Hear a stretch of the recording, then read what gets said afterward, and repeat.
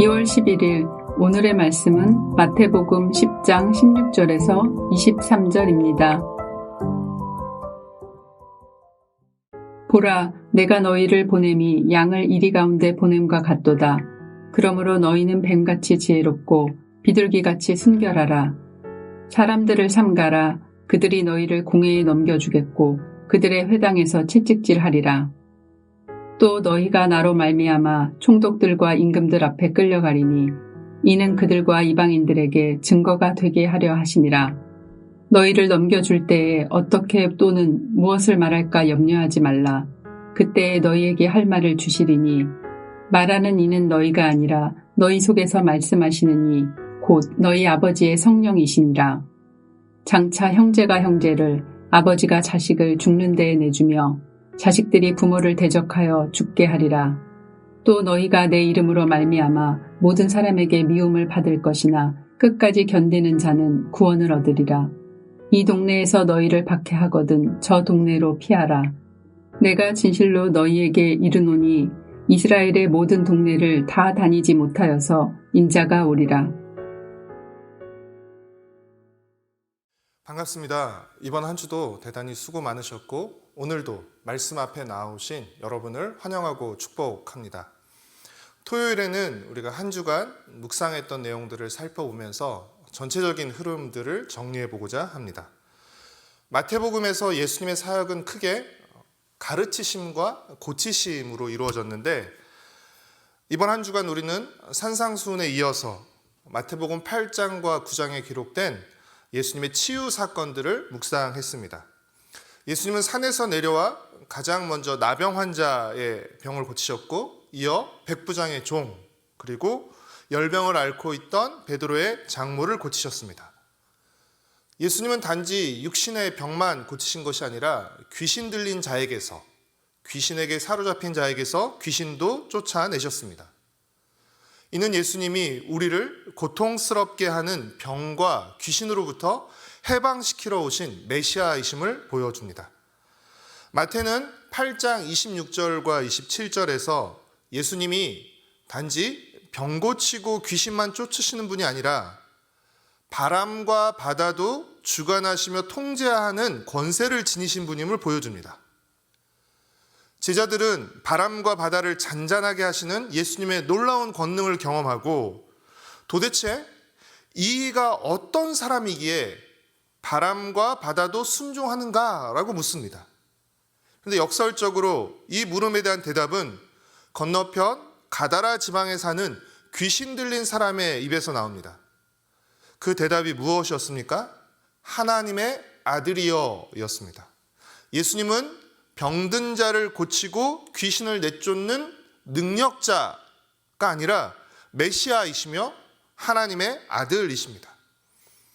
마태복음 9장 2절에서 예수님은 사람들이 침상채 데리고 온 중풍병자를 고치시면서 내 죄 사함을 받았다고 선언하셨습니다. 이 말을 들은 바리새인들은 대단히 흥분했습니다. 왜냐하면 예수님이 신성모독을 했다고 생각했기 때문입니다. 그리고 그들이 그렇게 생각한 것은 오직 하나님만이 죄를 사하실 수 있다고 생각했기 때문에 내 죄 사함을 받았다라고 선언하신 이 예수님이 신성모독을 한 것이라고 생각한 것입니다. 그러나 예수님은 이 일을 통해서 자신이 단지 병만 고치시는 분이 아니라 죄를 사해 주시는 분이심을 함께 보여주신 것입니다.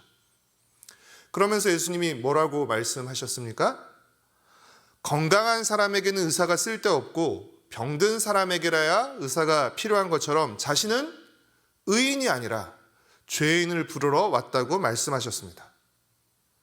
예수님은 죄인을 부르러 왔다고 말씀하실 뿐 아니라 당시 사람들이 창녀와 함께 가장 큰 죄인으로 여기던 세리 마태를 불러서 자신의 제자로 삼으셨습니다. 우리에게는 세리를 불러 제자로 삼으신 이 사건이 놀랍지 않지만 당시 사람들에게는 세리를 제자로 부른다는 것은 놀라운 일이었습니다. 예수님이 세리 마태에게 나를 따라오너라 라고 부르셨다는 사실도 놀랍지만 마태가 그 말을 듣고 세관에서 일어나 예수님을 따른 것도 놀랍습니다. 근데 이 놀라운 따름이 마태의 삶을 180도 변화시켰고, 마태는 세간에서 세금을 적던 펜으로 지금 우리가 읽고 묵상하는 마태복음을 기록한 것입니다. 예수님은 나병 환자, 열병 환자, 중풍병자, 혈루증 환자에 이어서 어떤 사람까지 고치십니까? 병들어 죽어가는 사람이 아니라 이미 죽은 사람까지 예수님은 고치시고 살리십니다. 예수님은 마태복음 9장 26절에서 관리의 죽은 딸, 회당장 야이로의 죽은 딸을 다시 살리셨습니다.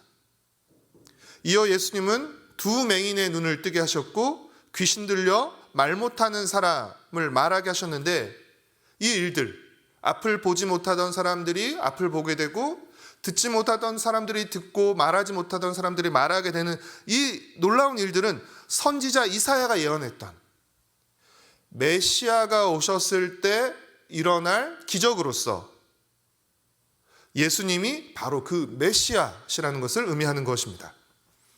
9장 36절을 보면 예수님이 앞서 행하신 많은 치유와 이적의 동기를 밝히시는데, 그것은 무리를 향한 긍휼의 마음이었습니다. 9장 36절 말씀입니다.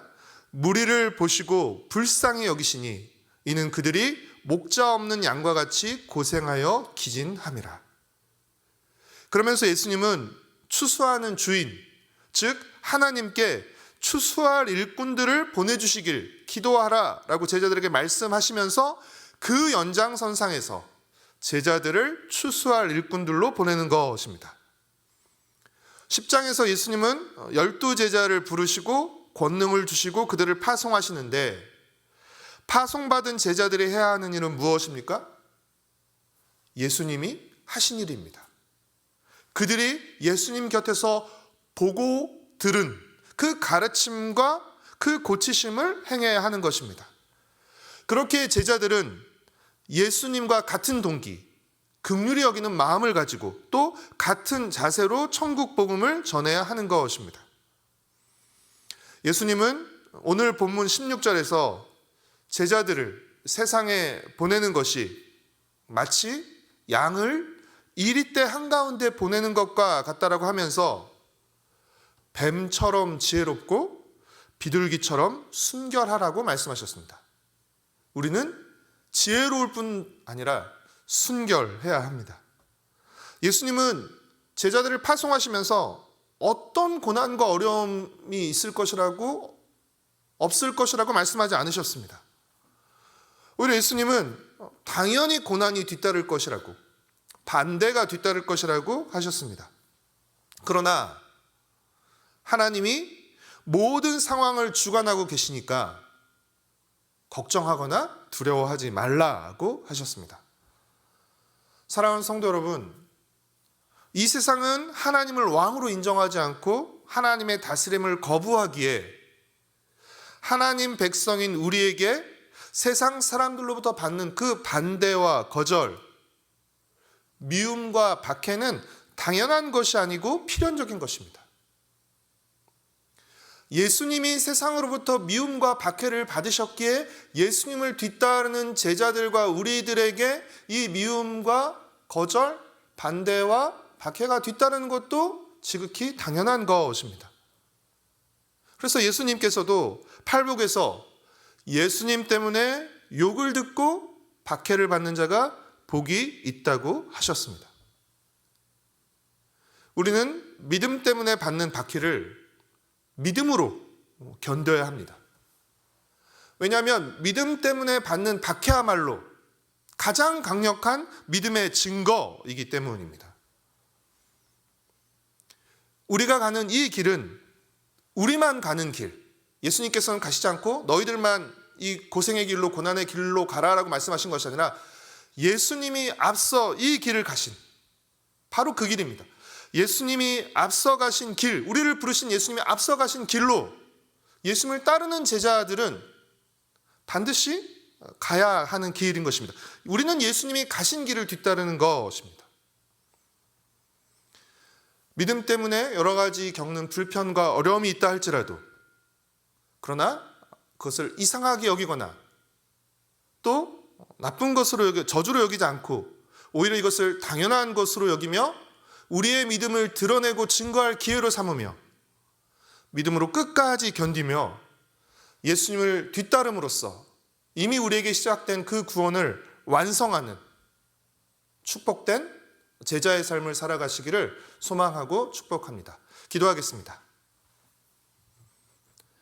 사랑하는 주님, 목자 없는 양같이 또 이리떼 가운데 있는 양같이 고생하며 위험 가운데 있는 우리를 주님께서 불쌍히 여기시고 우리에게 찾아와 주시고 또 우리에게 영원한 생명과 천국을 또 약속하시고 초대해 주셔서 감사드립니다. 이 영생과 천국을 우리만 누리는 것이 아니라 이미 시작된 영생과 천국을 더 풍성히 누리며 아직 영생과 천국 밖에 있는 이들에게 우리 안에 시작된 우리가 누리는 영생과 천국을 전하고 보여주는 제자들로 살아갈 수 있도록 주님 은혜를 베풀어 주시옵소서. 믿음 때문에 겪는 불편과 고난을 이상하게 여기거나 나쁜 것으로 여기지 않게 허락하시고 믿음에 따르는 당연한 표지로 여기게 하여 주시고 끝까지 믿음으로 견디며 오히려 우리가 겪는 불편과 고난을 통해서 우리의 믿음을 드러내고 또 복음을 전할 수 있는 기회로 삼는 지혜롭고 순결한 주님의 백성으로 살아가게 하여 주시옵소서. 내일은 우리 공동체가 함께 모여 예배드리는 복된 주일입니다. 우리가 함께 모여 예배드릴 때 우리의 마음이 주님을 향하고 주님으로 새로워지고 주님으로 충만하게 하여 주옵시고 또 성도의 교제를 통해서 서로를 붙들어주고 세워주며 격려하는 귀하고 복된 은혜의 날과 시간이 되게 하여 주시옵소서.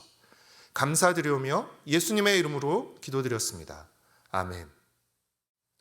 하늘에 계신 우리 아버지여, 이름이 거룩히 여김을 받으시오며 나라가 임하시오며 뜻이 하늘에서 이루어진 것 같이 땅에서도 이루어지이다. 오늘 우리에게 일용할 양식을 주시옵고 우리가 우리에게 죄 지은 자를 사하여 준 것 같이 우리의 죄를 사하여 주시옵고 우리를 시험에 들게 하지 마시옵고 다만 악에서 구하시옵소서.